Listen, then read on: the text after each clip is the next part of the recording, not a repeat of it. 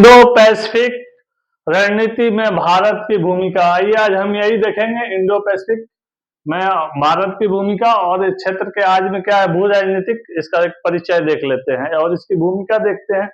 इसकी भूमिका में इंडो पैसिफिक क्षेत्र आज के भू राजनीतिक परिदृश्य में अत्यधिक महत्वपूर्ण हो गया है, क्योंकि भारत इस क्षेत्र में एक प्रमुख शक्ति के रूप में उभर रहा है। विशेष रूप से अमेरिका, ऑस्ट्रेलिया, जापान और एशियान देशों के साथ अपने संबंधों को मजबूत कर रहा है। यह क्षेत्र वैश्विक व्यापार, सुरक्षा और समुद्री मार्गों के जो है ना और क्षेत्रों के शक्ति के संतुलन के लिए यह रणनीतिक रूप से एक महत्वपूर्ण क्षेत्र बना हुआ है।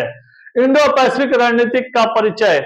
इंडो पैसिफिक रणनीति का मूल उद्देश्य हिंद महासागर और प्रशांत महासागर को एकीकृत करके एक मुक्त, स्वतंत्र, समावेशी और नियम आधारित समुद्री क्षेत्र पर सुनिश्चित करना है। यह राजनीतिक क्षेत्र के बढ़ते प्रभाव को संतुलित करने और क्षेत्रीय स्थिरता बनाए रखने पर केंद्रित है। इस अवधारणा को प्रमुख रूप से अमेरिका, भारत, जापान और ऑस्ट्रेलिया जैसे देशों ने अपनाया है और यह सुरक्षा, आर्थिक सहयोग और कनेक्टिविटी परियोजनाओं पर केंद्रित है। इंडो पैसिफिक क्षेत्र का महत्व। आर्थिक महत्व। विश्व व्यापार का लगभग 60% हिस्सा इस क्षेत्र से होकर गुजरता है और इसके साथ ही यह देखेंगे यह क्षेत्र दुनिया की 50% जनसंख्या और 60% जीडीपी का प्रतिनिधित्व करता है। मतलब इससे जो ट्रेड एंड कॉमर्स होते हैं उससे 60%, हर देश में 60% जीडीपी का अनुमान मान के चलिए। मतलब पर व्यक्ति जो है ना, जिसका इनकम जितना भी है उस हिसाब से, उस रेशियो से उसको 60% इस हिसाब से रोटेशन होके मुहैया हो जाता है। आइए चीन के आक्रामक सुरक्षा और सार्वभौमिक महत्व में क्या देखेंगे। चीन के आक्रामक रवैये को संतुलित करने के लिए यह रणनीतिक काफी महत्वपूर्ण है। मलक्का, जल, डमरू मध जैसे राजनीतिक मार्ग पर नियंत्रण बनाए रखना आवश्यक होता है।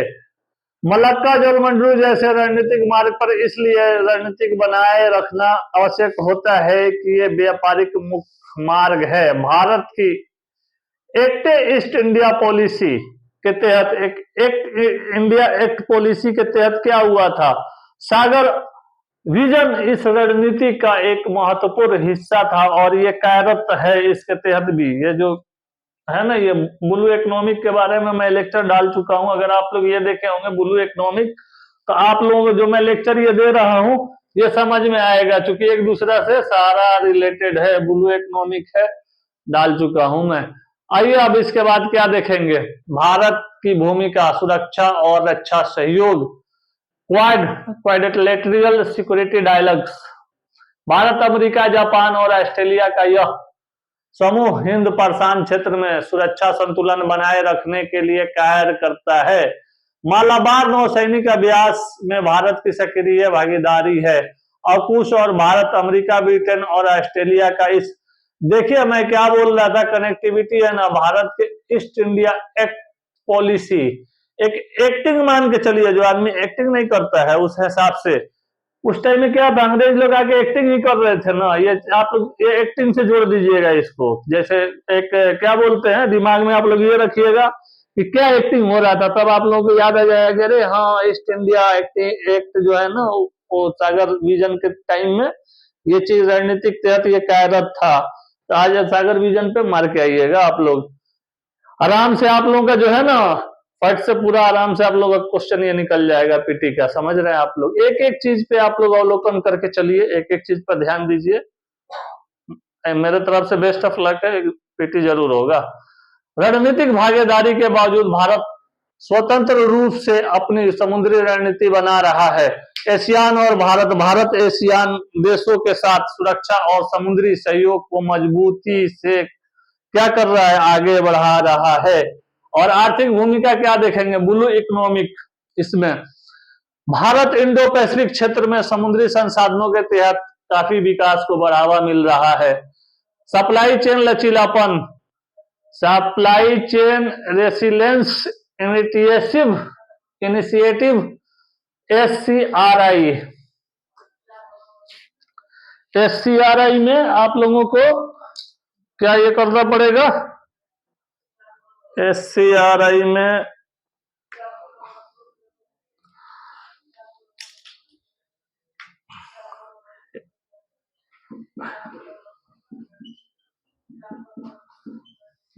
इनिशिएटिव जो है ना, ये आप लोग ये ध्यान रखिएगा, ठीक ना। SCRI भारत, जापान और ऑस्ट्रेलिया के साथ मिलकर चीन पर निर्भरता कम करने का प्रयास कर रहा है। कौन कर रहा है? भारत कर रहा है। क्यों? कनेक्टिविटी और रणनीतिक निवेश। चाबहार पोर्ट, मैं चाबहार पोर्ट पे जो है ना, इस पे भी मैं आप लोगों को एक लेक्चर बनाया हूं। चाबहार पोर्ट पे, चाबहार बंदरगाह, चाबहार बंदरगाह, चाबहार बंदरगाह के बारे में मैं लेक्चर बना चुका हूं। आप लोग देखिए हमारा चैनल को, आप लोग समझ गए। आप लोग चाबहार पोर्ट में क्या देखेंगे? ईरान में स्थित इस पोर्ट से भारत की मध्य एशिया तक पहुंच काफी मजबूत होती नजर आ रही है। Sagar vision, security and growth for all in the reason.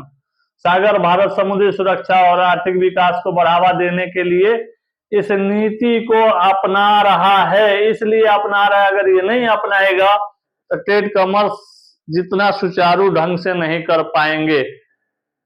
Act east नीति भारत एशियान और प्रशांत द्विपक्षीय देशों के साथ संबंध मजबूत कर रहा है। चुनौतियां: चीन का बढ़ता प्रभाव, चीन की belt and road initiative BRI और स्ट्रिंग ऑफ पॉल्स रणनीति भारत के लिए चुनौती बनी हुई है। अमेरिका चीन प्रतिद्वंदिता, भारत को अमेरिका और चीन के बीच संतुलन बनाना पड़ रहा है। इसलिए समुद्री सुरक्षा, इंडो पैसिफिक क्षेत्र में समुद्री डकैत, आतंकवाद और गैर कानूनी गतिविधियां काफी बढ़ चुकी हैं।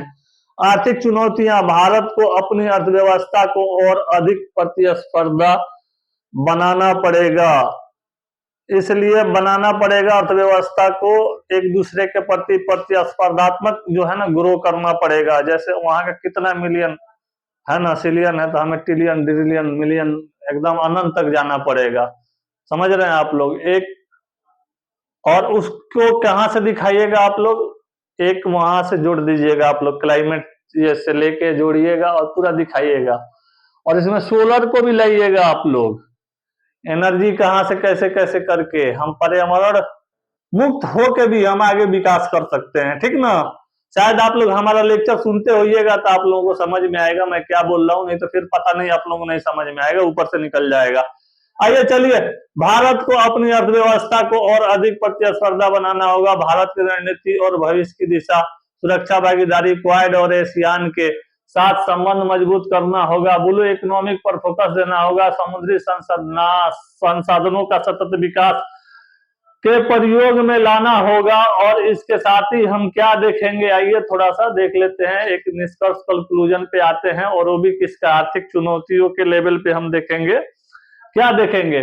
भारत को अपनी अर्थव्यवस्था को और अधिक पूर्ति और जो है ना, आर्थिक प्रति रूप से जो है ना, प्रतिस्पर्धा के रूप में ये बनाना होगा। और अधिक प्रतिस्पर्धा इसलिए बनाना होगा क्योंकि हमसे जो है ना, एक मार्केट की लड़ाई है। अगर हम चाइना से अगर आगे निकल जाते हैं तो देखिए हमारी जनसंख्या चाइना के लेवल से ऊपर ही उठ चुकी है। समझ रहे हैं आप लोग? उस हिसाब से हमें सोचना होगा। और मार्केट की लड़ाई है, उस हिसाब से हमें आगे बढ़ना होगा। अगर हम आगे नहीं बढ़ते तो फिर हमें दिक्कत हो जाएगी। भारत के रणनीतिक और भविष्य की दिशा क्या देखेंगे? सुरक्षा भागीदारी, क्वाड और एशियान के साथ संबंध काफी मजबूत करना होगा। ब्लू इकोनॉमिक पे हमें फोकस देना पड़ेगा। इसलिए फोकस देना पड़ेगा, समझ रहे हैं आप लोग, क्योंकि इसके चलते संतुलन हम कर सकते हैं चीन से। और चीन का संतुलन विस्तारवादी नीति के विरुद्ध कूटनीतिक और सामरिक उपाय जो है ना, अपनाना पड़ेगा। और आर्थिक विकास करना पड़ेगा। इंडो पैसिफिक क्षेत्र में व्यापारिक रूप से हमें काफी समृद्ध और निवेश अवसरों को बढ़ाना पड़ेगा। और समृद्ध जो है ना, समृद्ध होना पड़ेगा। समृद्ध लिखते हैं हम, समृद्ध पढ़ते हैं, तो हमें समृद्ध होना पड़ेगा। और समृद्ध होने के साथ साथ अगर हम अपना ट्रेड कॉमर्स अगर सही सुचारू ढंग से नहीं चला सकते, फिर हमारी इकोनॉमिक को डिक्लाइन होने से कोई नहीं बचा सकता है। और इसके निवेश को जो है ना, इसके अवसरों को काफी बढ़ाना होगा। अगर हम निवेश इन्वेस्ट नहीं कर रहे हैं कहीं पे, फिर उससे हमारा जो इनकम जो रिसोर्स है, इनकमिंग, एक आउटसोर्सिंग जब करेंगे तब ना इनकमिंग आएगा जी, समझ रहे हैं ये चीजें। और निष्कर्ष आइए देखते हैं, इसका कंक्लूजन क्या देखेंगे। भारत की इंडो पैसिफिक रणनीति उसकी आर्थिक सुरक्षा और कूटनीतिक प्राथमिकताओं से जुड़ी हुई है। एक उभरती वैश्विक शक्ति के रूप में भारत को इस क्षेत्र में अपनी भूमिका को और अधिक प्रभावी बनाना होगा, ताकि यह मुक्त, समावेशी और नियम आधारित पर समुद्री व्यवस्था को बनाए रख सकते हैं। लिखिए, आप लोग लिख लीजिए, लिखिएगा तो ठीक ना, लिखिए और सारा आप लोग देखते चलिए, लिखते चलिए, नोट करते चलिए और पढ़ते चलिए। चलिए फिर।